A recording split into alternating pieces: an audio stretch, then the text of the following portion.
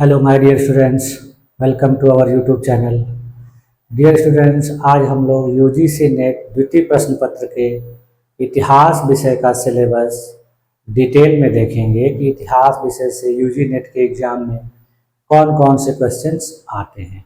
तो आइए चलिए देखते हैं हम लोग इतिहास विषय का यूजीसी नेट का सिलेबस। यूजीसी नेट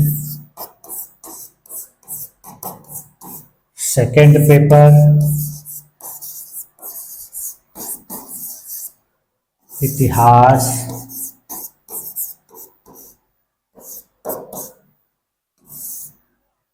ठीक है। इसका जो कोड है, पेपर कोड, वो है 06। तो आइए चलिए देखते हैं इतिहास विषय का जो सिलेबस है उसको हम लोग डिटेल में देखते हैं। ये सिलेबस क्या है, ठीक है। जैसे देखिए, मैंने आप लोगों को फर्स्ट पेपर का सिलेबस बताया था कि मैंने कहा था कि जो मैं सिलेबस आप लोगों को बताता हूँ वो एकदम जेन्युइन या ऑथेंटिक सोर्स से होता है। देखिए, ये भी सिलेबस जो है विश्वविद्यालय अनुदान आयोग वेबसाइट से लिया गया है। तो इसमें आपको किसी भी गलती या किसी भी त्रुटि की गुंजाइश नहीं रहती है। तो ये देखिए, जैसा भी मैंने बताया कि इसका जो पेपर कोड होता है वो 06 होता है। इतिहास विषय, इसका जो पाठ्यक्रम होता है इसमें देखिए 100 क्वेश्चन आपको दिए रहते हैं, ठीक है। 100 क्वेश्चन में आपको 2-2 मार्क्स के होते हैं हर क्वेश्चन। इसमें आपको 10 यूनिट होती है, ठीक है। 10 यूनिट होती है। उसमें 3 यूनिट जो है आपका एंशिएंट से रहता है, 3 यूनिट मेडिवल से रहता है और 3 यूनिट मॉडर्न से रहता है। बाकी का 1 यूनिट जो है वो आपको हिस्टोग्राफी से रहता है। हिस्टोग्राफी का मतलब इतिहास लेखन से। तो टोटल 10 यूनिट होते हैं। तो हर यूनिट का सिलेबस जो है हम यूनिट वाइज यहाँ पर देखते हैं कि देखिए कौन कौन से यूनिट में कौन कौन से क्वेश्चन आते हैं। सबसे पहले क्या है कि कुछ महत्वपूर्ण शब्दावलियाँ हैं, कुछ कॉन्सेप्ट हैं, कुछ विचार हैं जिनसे क्वेश्चन पूछे जाते हैं। तो जैसे देख लीजिए, आप लोगों ने पढ़ा होगा कक्षा 9 में, 10 में, इंटर में, बीए में पढ़ा होगा। जैसे भारतवर्ष, सभा और समिति, वर्ण आश्रम, वेदांत, पुरुषार्थ, ऋण, संस्कार, यज्ञ, ठीक है। उसके बाद देखिए गणराज्य, जनपद, कर्म का सिद्धांत। फिर ऐसे ही देखते जाएंगे, छोटे छोटे कॉन्सेप्ट हैं जिसको आपको पढ़ लेना है। इससे क्वेश्चन आते हैं। दंड नीति, अर्थशास्त्र, सप्तांग, ये सब, ये देखिए जो है ये सब कौटिल्य के द्वारा दिया गया है। धर्म विजय, स्तूप, चैत्य, विहार, नागर, द्रविड़ और बेसर शैलियाँ होती है, मंदिर निर्माण की शैलियाँ हैं। फिर बोधिसत्व, तीर्थंकर, अलवार, नैनार, फिर श्रेणी क्या होते हैं। फिर उसके बाद देखिए भूमि, छिद्र, विधान, न्याय, कर, भोग, भाग। उसके बाद देखिए विष्टि है, फिर स्त्रीधन है, स्मारक पत्थर क्या होता है, अग्रहार क्या होता है, ये ब्राह्मणों को दिया जाने वाला दान है। फिर आईने दहसाला क्या है, ये अकबर के द्वारा शुरू की गई थी। फिर परगना किसे कहते हैं। फिर सहना मंडी क्या होता है, महलवारी क्या होती है, हिंद स्वराज क्या है, वणिकत्ववाद क्या है, आर्थिक राष्ट्रवाद क्या है, खिलाफत आंदोलन क्या है। फिर उसके बाद देखिए सुलह कुल क्या है, तुर्कान चहलगानी क्या है, वतन क्या है, बलूता क्या है, टकावी क्या है, एकता क्या है, जजिया क्या है, जकात क्या है, मदद मास क्या है। ये छोटे छोटे जो कॉन्सेप्ट है ये आपको प्राचीन इतिहास, मध्यकालीन इतिहास और आधुनिक इतिहास तीनों में मिलते हैं, जिसको आपको पढ़ लेना है, क्योंकि इनसे भी क्वेश्चन कभी कभी सीधे सीधे आ जाते हैं। देखिए अमरम है, राय रेखो है, जंगम है, मदरसा, मकतब, चौथ, सरदेश मुखी, ये सब कर हैं। फिर उसके बाद देखिए सराय किसे कहते हैं, पोलीगर कौन थे, व्यापारी होते थे, जागीर और शरीयत क्या होती है, दस्तूर क्या होता है, मनसब क्या होता है, देशमुख कौन थे, नाडू और उर क्या है, ये दक्षिण भारत से संबंधित है। फिर उलेमा देखिए क्या है, ये मुस्लिम धर्मगुरुओं से संबंधित है। फिर फरमान क्या है, सत्याग्रह क्या था, स्वदेशी क्या है। फिर देखिए पुनर्परिवर्तनवाद क्या है, संप्रदायवाद क्या है, प्राच्यवाद क्या है, प्राच्य निरंकुशतावाद क्या है। ये सब आधुनिक भारत से हैं। औद्योगिकरण, भारतीय पुनर्जागरण, आर्थिक अपवहन, उपनिवेशवाद, परमोच्च शक्ति, द्विशासन तंत्र, फिर देखिए संघवाद, उपयोगितावाद, फिल्ट्रेशन थ्योरी, ये देखिए मैकाले के द्वारा दी गई थी, अग्रवर्ती नीति, राज्य लोक सिद्धांत, सहायक संधि, ये सहायक संधि आप लोग पढ़े होंगे इतिहास में कि लॉर्ड वेलेस्ली के द्वारा चलाई गई थी, फिर सुधर्मवाद, भूदान, पंचशील, फिर देखिए मिश्रित अर्थव्यवस्था, ये जो कुछ क्वेश्चंस हैं ये आज़ादी के बाद के हैं। जैसे देखिए पंचशील जो है जवाहरलाल नेहरू जी के समय में शुरू किया गया था। मिश्रित अर्थव्यवस्था, भारत जो है मिश्रित अर्थव्यवस्था है, ठीक है। फिर उसके बाद देखिए समाजवाद, हिंदू कोड बिल, ऐतिहासिक पद्धतियां, साहित्यिक चोरी, इतिहास लेखन में आचार और नैतिकता, यानी 10 यूनिट से क्वेश्चंस आपके छोटे छोटे कॉन्सेप्ट के जो हैं ये दिए गए। अब उसके बाद देखिए यूनिट वाइज जो सिलेबस है उसको हम लोग देखते हैं। देखिए यूनिट 1 में सबसे पहले क्या है कि प्राचीन इतिहास में जो पुरातात्विक स्रोत होते हैं, तो प्राचीन इतिहास की जानकारी के लिए जो पुरातात्विक स्रोत होते हैं उनसे संबंधित क्वेश्चंस हैं। इसमें देखिए आपको सभी प्रकार के स्रोतों के बारे में जानकारी पढ़नी है, जैसे पुरातात्विक स्रोत, साहित्यिक स्रोत, ठीक है। उसके बाद फिर देखिए बहुत सारी दंत कथाएं हैं, फिर विदेशियों के विवरण हैं, ठीक है, यूनानी, चीनी, अरबी, तो इन सब चीज़ों को आपको देख लेना है, इनसे भी क्वेश्चन आते हैं। फिर देखिए ये आ जाएगा कि पाषाण काल, नव पाषाण काल, ताम्र पाषाण काल, उससे संबंधित क्वेश्चन है। फिर सिंधु घाटी सभ्यता या हड़प्पा सभ्यता से क्वेश्चन है, इसको पढ़ना है। फिर उसके बाद देखिए वैदिक सभ्यता से क्वेश्चन है। वैदिक सभ्यता के बाद आप देखेंगे कि भारत में राज शासन व्यवस्था का विस्तार कैसे हुआ, महाजनपद, राजतंत्र, गणतंत्र, ये सब सारी चीजें आपको पढ़नी है। उसके बाद फिर 6ठी शताब्दी ईसा पूर्व में शहरीकरण शुरू हुआ, क्योंकि ये द्वितीय शहरीकरण दिया, पहला शहरीकरण जो था वो हड़प्पा या सिंधु घाटी सभ्यता में था। उसी प्रकार से फिर देखिए कुछ धर्मों के बारे में, कुछ पंथों के बारे में, जैसे जैन धर्म और बौद्ध धर्म से क्वेश्चन आएंगे। फिर आजीवकों से भी क्वेश्चन आते हैं कुछ, ये पढ़ना है। ये यूनिट का 1 का है। अब देखिए यूनिट 2 में जो है वो आपको मगध का उत्थान पढ़ना है, यानी मगध साम्राज्य की जो उत्पत्ति हुई थी या शुरुआत हुई थी, कब से हुई थी, तो उसको पढ़ना है। तो इसमें आप लिखेंगे हरियंक वंश, शिशुनाग वंश, ये सब मिलेंगे, नंद वंश। फिर उसके बाद देखिए सिकंदर का आक्रमण है, सिकंदर के आक्रमण के बाद फिर देखेंगे आप आ जाएंगे मौर्यों के बारे में, तो मौर्यों का राज व्यवस्था, अर्थव्यवस्था, धर्म, सब कुछ देखेंगे इसमें। फिर मौर्यों का पतन, फिर मौर्यों की जो कला, वास्तुकला है, फिर अशोक के राजा देश, फिर उनकी भाषा और लिपि। इसके बाद जब मौर्यों का पतन हो जाएगा फिर उसके बाद क्षेत्रीय शासकों का उदय होगा, जिसमें कुछ विदेशी रहेंगे, कुछ भारतीय रहेंगे। उसमें देखिए इंडो यूनानी, सुंग, सातवाहन, कुषाण, क्षत्रप, संगम। फिर दक्षिण भारत से भी संबंधित कुछ क्वेश्चन आएंगे कि इसी समय जब मौर्य वंश का पतन हुआ था उसी समय भारत के दक्षिणी भाग में क्या स्थिति थी, तो संगम साहित्य में दक्षिण भारत की शासन प्रणाली कैसी थी।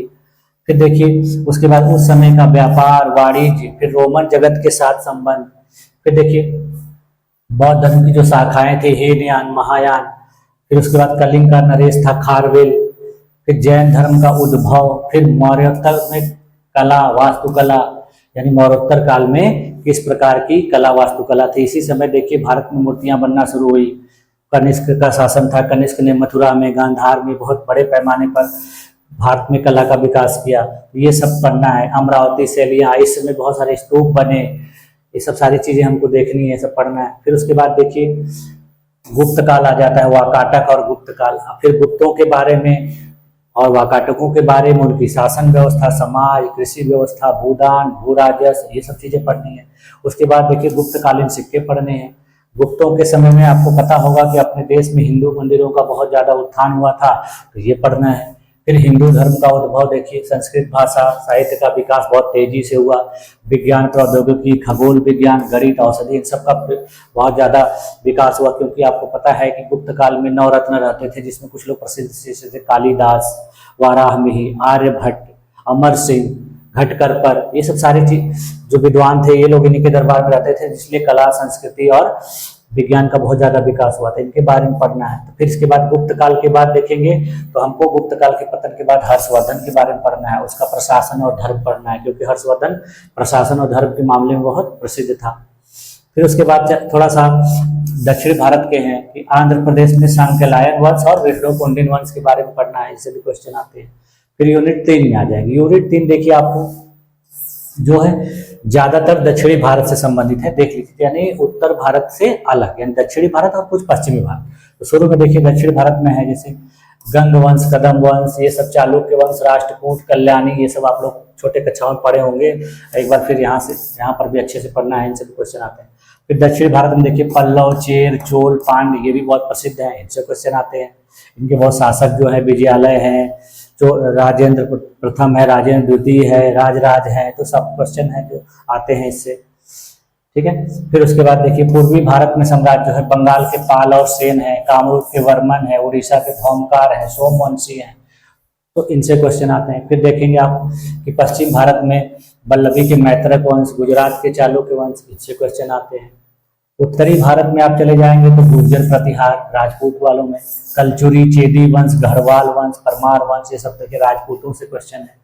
फिर उसके बाद देखिए मध्यकाल शुरू होने से पहले भारत की स्थिति कैसी थी, प्रशासन कैसा था, राजनीतिक ढांचा कैसा था, राजतंत्र कैसा था, उस प्रकार की क्या परिस्थितियां थी, ये सब पढ़ना है। फिर इस काल की जो है कृषि अर्थव्यवस्था, भूमि अनुदान, ये सब चीजें पढ़नी है कि जो शासन व्यवस्था, राज व्यवस्था, अर्थव्यवस्था थी वो कैसे थी, सिक्के किस प्रकार के चलते थे, मुद्रा प्रणाली, कर प्रणाली, ये सारी चीजें पढ़नी है।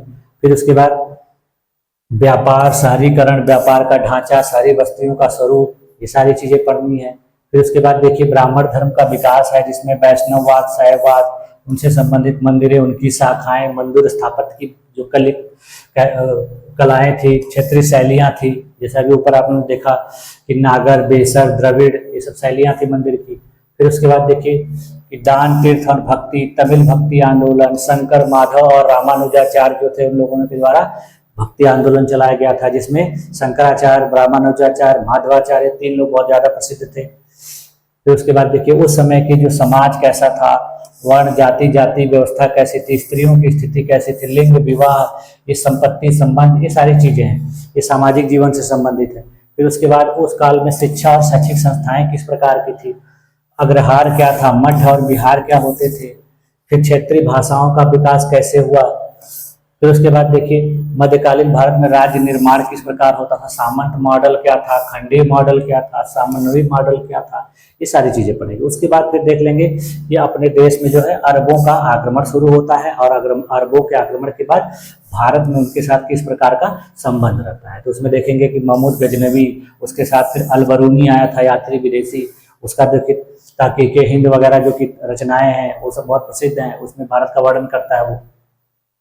इसके बाद देखिए अब हम यूनिट 4 में आएंगे। यूनिट 4 जो है मध्यकालीन इतिहास से शुरू होता है। तो सबसे पहले मध्यकालीन इतिहास का स्रोत पढ़ेंगे कि मध्यकालीन इतिहास को जानने के क्या क्या स्रोत हैं। फिर उसके बाद इसमें देखिए पुरातात्विक होंगे, फिर साहित्यिक होंगे, उसी प्रकार से फिर विदेशी यात्रियों के वृत्तांत होंगे, 3 प्रकार से देखा जाता है। फिर उसके बाद देखेंगे कि उस समय की राजनीतिक घटनाएं कैसी थी, यानी दिल्ली सल्तनत की स्थापना कब हुई, दिल्ली सल्तनत के कौन कौन से प्रमुख वंश थे, उसके कौन कौन से शासक थे, जैसे इसमें देखिए गोरी है, तुर्क है, खलजी है, तुगलक है, सैयद है, लोधी है, ये सभी लोग हैं, इनके बारे में पढ़ना है। फिर उसके बाद आ जाएंगे मुगल साम्राज्य में। मुगल साम्राज्य की नींव किसने डाली थी, मुगल साम्राज्य के जो प्रमुख शासक कौन थे, जैसे बाबर, हुमायूं, शेरशाह सूरी, फिर औरंगजेब, अकबर, ये सभी लोगों के बारे में पढ़ेंगे। फिर देखेंगे कि मुगल काल के पतन के बाद लास्ट में जो अंतिम मुगल शासक थे वो किस प्रकार के थे, उनका शासन कैसा था, तो मुगल साम्राज्य का विघटन कैसे हुआ। फिर इसी समय देखेंगे आपकी विजयनगर और बहमनी जो है इनका उदय हुआ दक्षिण भारत में, तो ये लोग किस प्रकार से शासन चलाए। फिर बीजापुर, गोलकुंडा, बीदर, बरार, अहमदनगर, ये सब जो छोटे छोटे क्षेत्रीय राजवंश थे इनका उदय कैसे हुआ, इनका फिर विघटन कैसे हुआ, कि पूर्वी गंग वंश के कौन से शासक थे, सूर्यवंशी शासक कौन से थे, ये सारी चीजें हैं। इसके बाद फिर देखेंगे कि मराठों का उत्थान देखेंगे, क्योंकि मुगलों के काल में ही मराठों का बहुत तेजी से विकास हुआ। शिवाजी वगैरह जो थे इन लोगों ने मुगलों का बहुत सामना किया, मुकाबला किया, उनसे युद्ध लड़ा, ये सब सारी चीजें देखेंगे। फिर देखेंगे मराठों का पतन कैसे हो गया, शिवाजी की मृत्यु के बाद मराठे धीरे धीरे कमजोर हो गए। फिर आ जाएंगे यूनिट 5। यूनिट 4 जैसे था वो पूरी राज व्यवस्था, राजनीतिक व्यवस्था संबंधित था। अब यहाँ जब आ जाएंगे तो वो देखेंगे कि यहाँ का प्रशासन, अर्थव्यवस्था, ये सब कैसी थी। तो दिल्ली सल्तनत का भी और मुगल काल का। उसी प्रकार से दक्षिण भारत में जो अभी आपने देखा विजयनगर बहमनी, उनकी प्रशासनिक व्यवस्था कैसी थी। फिर दिल्ली सल्तनत और मुगलों के काल में सीमा संबंधी नीतियां कैसी थी, उनके शासनकाल में अंतर संबंध कैसा होता था, कृषि कैसी थी, अर्थव्यवस्था, व्यापार, वाणिज्य, ये सब सारी चीजें हैं। तो ये सब जो है यूनिट 5 में। यूनिट 6 में देखेंगे कि उस काल की यानी दिल्ली सल्तनत और मुगल काल की सामाजिक और सांस्कृतिक व्यवस्था कैसी थी, सूफी आंदोलन चलाए गए, भक्ति आंदोलन चलाए गए। फिर मध्यकालीन युग के जो प्रमुख संत थे उन लोगों का क्या प्रभाव पड़ा, उस समय भारत में स्त्रियों की जो स्थिति कैसी थी, स्त्री संत कोई थी कि नहीं थी, उनका नाम क्या था। फिर सिखों के द्वारा आंदोलन चलाया गया। आप जानते हैं कि गुरु नानक के द्वारा सिख आंदोलन चलाया गया जिसके 10 गुरु थे, ठीक है। फिर उसके बाद देखिए सामाजिक वर्गीकरण है, समाज है, ग्रामीण समाज है, ये सारी चीजें जो है मध्यकालीन इतिहास के ही है। देखिए स्त्रियों की स्थिति, शिक्षा का विकास, ललित कला, कला और वास्तुकला, ये सारी चीजें पढ़नी है। उसके बाद फिर हम चले आएंगे यूनिट 7 में। अब यूनिट 7 जो है आपका शुरू होता है आधुनिक भारत से, यानी फिर इसमें भी उसी तरह से आधुनिक भारतीय इतिहास के स्रोत पढ़ेंगे कि आधुनिक भारत के इतिहास के बारे में हमें कहाँ कहाँ से जानकारी मिलती है। फिर देखेंगे कि ब्रिटिश सत्ता का उत्थान कैसे हुआ अपने देश में, कब हुआ, किसके काल में हुआ। फिर कौन कौन से यूरोपीय यात्री आए भारत में, व्यापारी आए, सबसे पहले पुर्तगाली आए, फिर डच आए, फिर फ्रांसीसी आए, फिर ब्रिटिश आए, फिर डेनिश आए, फिर स्वीडिश आए। ये लोगों ने आकर क्या प्रभाव डाला, ये सब पढ़ेंगे। फिर भारत में ब्रिटिशों के द्वारा आधिपत्य क्षेत्र, इन्होंने कैसे भारत में शासन चलाना शुरू किया, कैसे क्षेत्रों को अपने कब्जे में किया। फिर उसके बाद देखेंगे भारत के कुछ छोटे छोटे जो राज्य थे उनका अंग्रेजों के साथ कैसा संबंध था, जिसमें आप देखेंगे 4-5 जो है बहुत प्रसिद्ध हैं। देखिए बंगाल, अवध, हैदराबाद, मैसूर, कर्नाटक और पंजाब, इन लोगों ने अंग्रेजों का बहुत समय तक मुकाबला किया, लेकिन अंततः इन लोगों को भी अंग्रेजों ने अपने कब्जे में कर लिया। फिर उसके बाद देखेंगे भारत में पहली बार अंग्रेजों के खिलाफ विद्रोह हुआ जो जिसको 1857 की क्रांति है। फिर उसके बाद इस क्रांति के बाद फिर अंग्रेजी शासन व्यवस्था में बदलाव आता है। जो कंपनी थी उसका शासन हटाकर फिर ईस्ट इंडिया कंपनी के शासन को हटा के ब्रिटिश की महारानी जो थी उनका शासन शुरू किया जाता है। तो ये सब देखेंगे। फिर उसके बाद देखेंगे कि अंग्रेजों के शासनकाल में किस प्रकार की सेवाएं थी, न्याय तंत्र कैसा था, पुलिस व्यवस्था कैसी थी, शासन कैसा, सेना कैसी थी, ये सारी चीजें पढ़ेंगे। उसके बाद देखेंगे स्थानीय स्वशासन सरकार कैसी थी। फिर संवैधानिक परिवर्तन उन्होंने 1909 से लेकर 1935 तक की, इसमें आप देखेंगे कि पार्लियामेंटो सुधार, ठीक है। फिर उसके बाद 1919 का जो सुधार था वो देखेंगे, फिर 1935 में जो था वो देखेंगे। तो ये सारी चीजें आप पढ़ेंगे।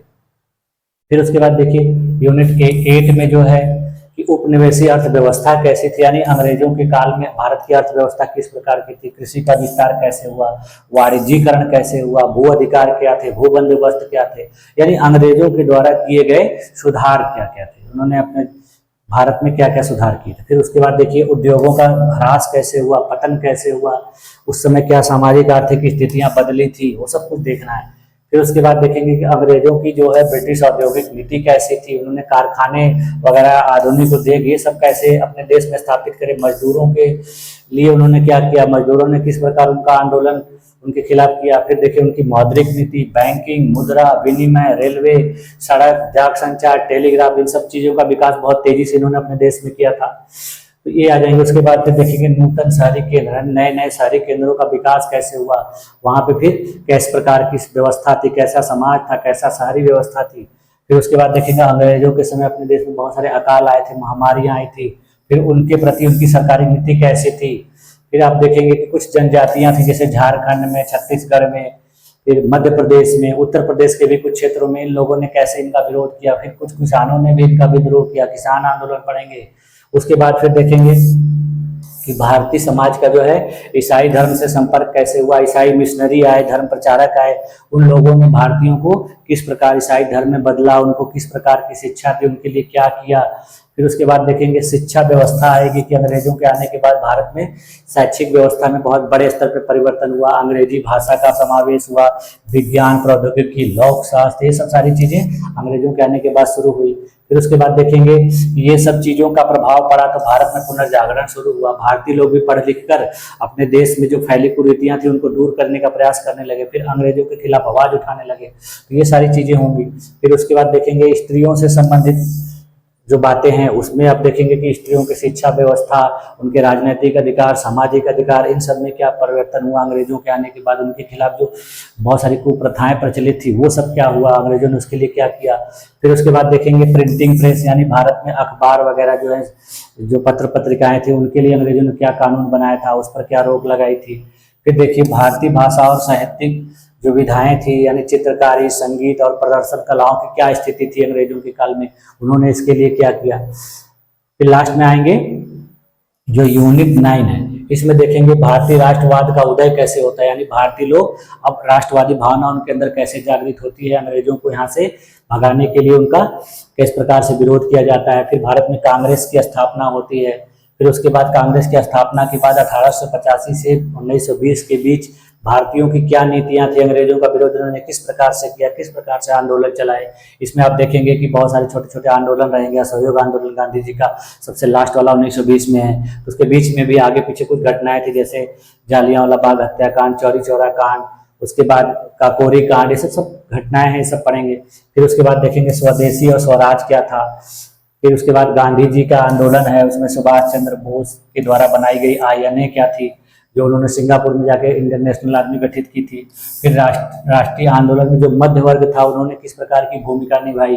फिर राष्ट्रीय आंदोलन में स्त्रियों ने किस प्रकार की भूमिका निभाई। जैसे आप लोग जानते होंगे कि भारत छोड़ो आंदोलन जब चलाया जा रहा था उस समय भारत के सभी बड़े नेता गिरफ्तार कर लिए गए थे, तो आंदोलन का नेतृत्व महिलाओं के द्वारा ही किया गया था। ये सारी चीजें पढ़ेंगे। उसके बाद देखेंगे वामपंथी राजनीति, दलित वर्ग का आंदोलन, सांप्रदायिक राजनीति देखेंगे कि मुस्लिम लीग और पाकिस्तान की उत्पत्ति कैसे हुई, नया पाकिस्तान कैसे बना, उसकी जड़ क्या थी, कहाँ से शुरुआत हुई, सारी चीजें पढ़नी है। फिर उसके बाद देखिए स्वतंत्रता से विभाजन की ओर कैसे हम पहुंच गए, ठीक है। फिर उसके बाद स्वतंत्रता के पश्चात भारत आ जाएगा, यानी भारत के आजाद होने के बाद क्या स्थितियां अच्छी थी कि खराब थी, क्या समस्याएं थी, ये सारी चीजें पढ़ेंगे। उस समय अपने देश में बहुत सारी चुनौतियां थी, बहुत सारे छोटे छोटे रजवाड़े थे, लगभग 562 इतिहासकारों ने बताया, किताबों में मिलता है कि लगभग 562 छोटे छोटे क्षेत्र थे। उनको कैसे एकीकृत किया गया, उसमें सरदार वल्लभ भाई पटेल और जवाहरलाल नेहरू ने क्या भूमिका निभाई, ये सब सारी चीजें देखेंगे। फिर कुछ ऐसे क्षेत्रीय राज्य थे जो भारत में शामिल नहीं होना चाह रहे थे, जैसे हैदराबाद, जूनागढ़, कश्मीर, फिर इनको किस प्रकार से मिलाया गया, इनकी क्या शर्तें थी, ये सारी चीजें देखेंगे। फिर उसके बाद देखेंगे कि भारत का जो संविधान है BR अम्बेडकर ने किस प्रकार से इसका निर्माण करवाया, इसमें क्या भूमिका थी उनकी, ये सारी चीजें देखिए। आजादी की बात की, इसका पॉलिटिकल साइंस से भी थोड़ा बहुत कनेक्शन है, बहुत ज़्यादा नहीं है लेकिन फिर भी इतिहास नहीं आता है। फिर उसके बाद भारत में अधिकारी वर्ग का कैसा ढांचा बनाया गया, फिर भारत की शिक्षा नीति किस प्रकार की बनाई गई, अंग्रेजों के जाने के बाद हमारे देश की शिक्षा नीति में भी बदलाव किया गया। इसमें आप देखेंगे डॉक्टर सर्वपल्ली राधाकृष्णन जी ने क्या योगदान दिया, ये सारी चीज़ें। उसके बाद भारत में आर्थिक नीतियां कैसी थी, विस्थापन, जनजाति मुद्दे किस प्रकार के उत्पन्न हुए, फिर राज्यों का भाषाई पुनर्गठन कैसे हुआ। बहुत से ऐसे राज्य थे जिन्होंने भाषा के आधार पर नया राज्य बनाने की मांग कर दी, तो उनका किस प्रकार से गठन किया गया, क्या बातें मानी गई, ये सारा चीज देखेंगे। फिर केंद्र राज्य संबंध किस प्रकार के थे, राज्यों और केंद्र के बीच किस प्रकार से संबंध बने, ये सारी चीज देखेंगे। फिर उसके बाद देखेंगे कि भारत ने आजाद होने के बाद विदेशियों से किस प्रकार के संबंध स्थापित किए, पंचशील क्या था, ये सारी चीजें पढ़ेंगे। भारतीय राजनीति में किस प्रकार की गतिशीलता थी, आपातकाल क्या गया, उदारीकरण क्या था, भारतीय अर्थव्यवस्था का किस प्रकार से निजीकरण किया गया, किस प्रकार से वैश्वीकरण किया गया, ये सब देखेंगे। इसमें गुट निरपेक्ष आंदोलन भी है, नेहरू जी के द्वारा चलाया गया, सारी चीजें। और लास्ट में जब हम आएंगे यूनिट 10 में, तो ये जो देखिए आपका है हिस्टोग्राफी से संबंधित है। ये जो है सिलेबस आप लोग का क्या है कि MI का यानी PG की जो सिलेबस है उसमें शामिल किया गया है। तो ये आपको BA में या कक्षा 9-10 में नहीं मिलता, बस थोड़ा बहुत जानकारी भले मिल जाती है, लेकिन डिटेल में आप MI में अगर पढ़े होंगे तो ये आपको पढ़ने को मिलता है। एक पूरा पेपर ही है, तो जिसको आप अच्छे से पढ़ लेंगे तो हिस्टोग्राफी से जो संबंधित क्वेश्चन आते हैं कि इतिहास लेखन क्या है, ऐतिहासिकता क्या है, इतिहास किस प्रकार से लिखा जाता है, तो ये सारी चीजें इसमें आपको पढ़ने को मिलेंगी। तो ये हो जाएगा यूनिट 10। तो इस प्रकार से आप देखेंगे कि भारत में इतिहास लेखन और विश्व के लोगों ने भी किस प्रकार से इतिहास लिखा, फिर विश्व में बहुत सारी कुछ क्रांतियां थी जिनका प्रभाव क्या पड़ा, ये सभी चीजें हैं। यानी देखेंगे तो ज्यादातर इसमें से इतिहास लेखन से क्वेश्चन आते हैं और वो क्वेश्चन की संख्या क्या होती है 10।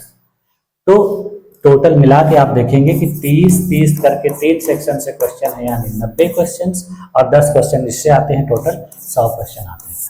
तो इतिहास का जो कट ऑफ रहता है, जैसे कि मुझे कई बार देखा है मैंने कट ऑफ वगैरह, तो इतिहास का जनरली जो कट ऑफ रहता है, अगर आप 60% मार्क्स ले आते हैं तो आप नेट क्वालिफाइड एकदम श्योर हो जाएंगे। लेकिन कभी कभी क्या होता है, इससे कम में भी आपका जो नंबर आता है उसके आधार पे भी हो जाता है, लेकिन 60% अगर नंबर आप ला देते हैं दोनों पेपर मिला के, फर्स्ट पेपर और सेकंड पेपर, तो आपका नेट एकदम सिक्योर है। यही आप 70% अगर नंबर लाते हैं दोनों को मिला के, या कभी कभी क्या होता है कि 66-67% तक भी जेआरएफ हो जाता है। तो यानी जब भी नेट का नंबर आपका आएगा, मार्क्स आएगा, उससे 10% नंबर ज़्यादा होगा तभी आप जेआरएफ हो पाएंगे। तो इसके लिए आपको फर्स्ट पेपर और सेकंड पेपर दोनों पे बहुत ज़्यादा ध्यान देना होगा। और फर्स्ट पेपर में यदि आप अच्छा कर देते हैं, अच्छा नंबर ला देते हैं, तो वो आपको सेकेंड पेपर में कम नंबर लाने पर भी बहुत मदद करेगा। यदि आप देखिए 35 क्वेश्चन सही कर लेते हैं फर्स्ट पेपर में, तो आपका 35 क्वेश्चन उधर सही हो गया। अब आपको 60% लाना है, तो 60% लाने के लिए आपको 90 क्वेश्चन सही करने हैं। 150 क्वेश्चन होता है टोटल, तो 90 क्वेश्चन में आपने 35 तो फर्स्ट पेपर में ही सही कर लिया। अब आपके बचे कितने? 55 क्वेश्चन। तो 55 क्वेश्चन आप 100 में से इतिहास में करके ला दीजिए, तो आपका हो जाएगा टोटल 90। 90 क्वेश्चन हो गया, इसका मतलब आप 60% नंबर आ गया, और 90 क्वेश्चन सही होने का मतलब है कि आप नेट क्लियर हो जाएंगे। अगर आपको जेआरएफ करना है तो फिर यहाँ भी क्वेश्चंस की संख्या बढ़ानी होगी, यानी आपको 35 से 40 के बीच में आना होगा, और ये जो क्वेश्चन है इसको क्या करना पड़ेगा? 65 तक लाना पड़ेगा। तो 55 से 65 आइए यहाँ, और यहाँ पर 35 से 40 के बीच में रहिए, तो आप जेआरएफ एकदम श्योर हो जाएंगे। तो ये देखिए, अब जो है ये मैंने अभी आप लोगों को इतिहास का सिलेबस बता दिया। अब जो मैं अगली वीडियो बनाऊंगा उसमें शिक्षा शास्त्र का सिलेबस जो है वो भी किस प्रकार के क्वेश्चन आते हैं, ये सारी चीज़ें मैं बताऊंगा। तो आज के लिए बस इतना ही।